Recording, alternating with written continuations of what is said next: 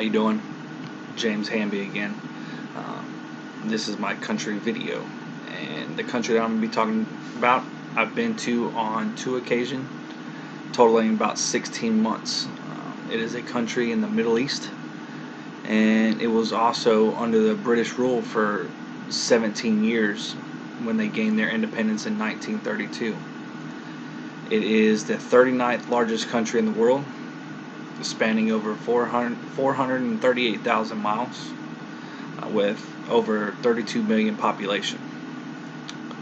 Some fun facts about it is you're 2.6 times more likely to be unemployed in Iraq. Your life expectancy would be 8.14 years shorter, which that would relate to about 71 to 74 years of age. If you lived in Iraq, you would, on average, save about 97.45% less on healthcare. You would use approximate amount of 86% less electricity due to the lack of electricity there. And the last fun fact would probably be the coolest that I learned, and I didn't actually realize this, but it was where Noah built the ark in a little small city called Kufa. The country that I'm talking about is Iraq. I went there twice with the military, and while I was there, I was able to learn one of the main languages that I spoke there, which would be Arabic. The other language would be Kurdish. The reason why I picked this country is because, yes, I have been there during a wartime, but it would be interesting to make my way back in order to kind of just go through there. Obviously, if there was no wartime there. I think one of the best things I liked about it was the food. Food was pretty good. It reminded me of the Hispanic culture, which I growing up in Texas, Southeast Texas. They eat a lot with rice and breads. They use lamb, fish,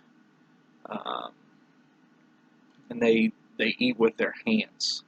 They use the bread almost like a tortilla to scoop up the food to eat.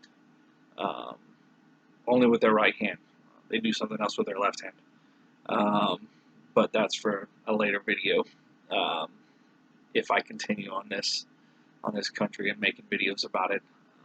But it would be interesting to go back just to see how it has changed, how it has differed from the time I was there before, and just to experience it again.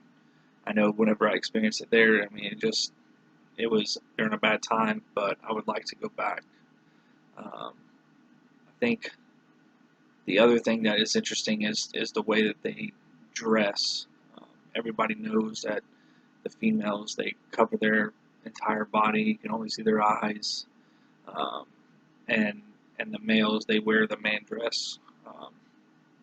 The long shirt, mostly. But there are some professionals that dress in suits and ties and everything else. You know, the government officials and things like that.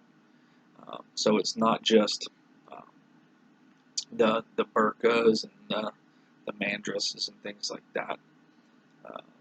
But you know, Iraq is an interesting place. It has been a war-torn country for many years, just like another place that we were at war with, Afghanistan.